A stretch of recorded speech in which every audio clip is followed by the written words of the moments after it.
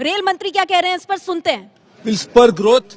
The social sector spending will bring in equity, and this will bring in a new society, new economy for the country. So I really welcome this budget. It's a bold step. The Prime Minister imprint, whatever Prime Minister has been saying, the imprint of Prime Minister's ideas are on each and every statement of the Finance Minister. So this is a great step forward. We really welcome the budget. Rail मंत्री सुरेश प्रभु ने किया है budget का स्वागत। इस budget से जुड़ी बड़ी बातें आपको बता दें जो आपके लिए जानना बेहद जरूरी है। आपको बता दें, एक तो टैक्स घटाया गया है। 3 लाख आमदनी पर अब कोई टैक्स नहीं लगेगा। अगर आपकी सालाना आय 3 लाख है, आपको अब कोई टैक्स नहीं देना होगा। बजट में इसका ऐलान किया गया। 3 से 3.5 लाख आमदनी पर 2500 रुपए टैक्स लगेगा।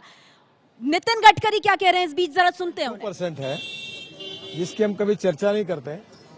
मध्य प्रदेश का 20% के ऊपर गया है, तो ये मुझे लगता है कि अगली बार एग्रीकल्चर ग्रोथ रेट कम से कम 6% से ऊपर जाएगा। ये एक बहुत अच्छा साइन है जो रूरल और एग्रीकल्चर सेक्टर के लिए एक बहुत दिलासा देगा।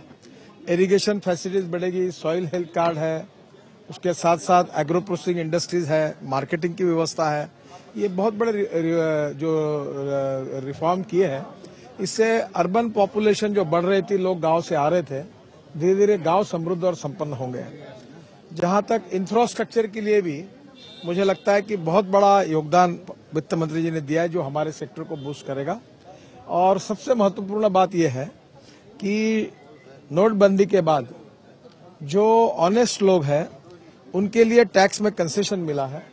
और एक बात अब सिद्ध हुई है कि गवर्नमेंट का रेवेन्यू बढ़ा है, क्योंकि अब बैंकिंग के कारण हर व्यक्ति को अपने व्यवहार डिजिटल ट्रांजैक्शंस करने पड़ेंगे, बैंक के साथ होंगे, और उसके कारण इकोनॉमी मजबूत होगी, ब्लैक इकोनॉमी कम होगी, पैरेलल इकोनॉमी कम होगी, उससे टैक्स भी बढ़ेगा। और 34.4% रेवेन्यू बढ़ रहा है।